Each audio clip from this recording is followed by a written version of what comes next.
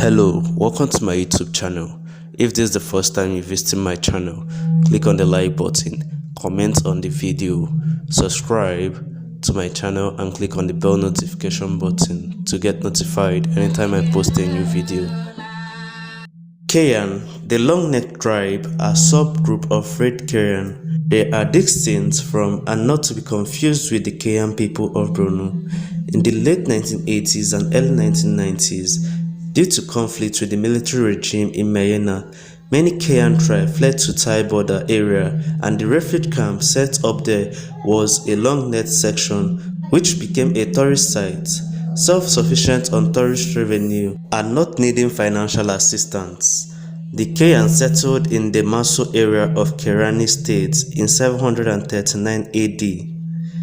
Women of Kayan Lahwi tribes are well known for wearing neck rings, brass coils that are placed around the neck, appearing to lengthen it. Girls first start wearing rings when they are around 5 years old.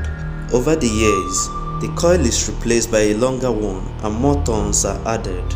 The weight of the brass pushes the collarbone down and compresses the rib cage. The neck itself is not lengthened, and the appearance of the stretched neck is created by the deformation of the clavicle.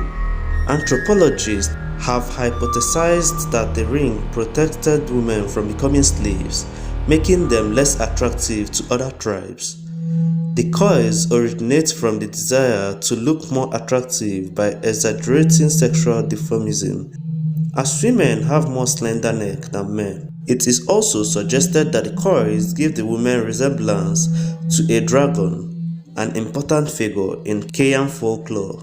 When asked, they do give a response that the purpose for wearing the ring is for cultural identity. The neck coil is usually removed only to be replaced by a longer one. If you would love to see more of our videos on your YouTube every time, share our video, subscribe, turn on the bell notification button so you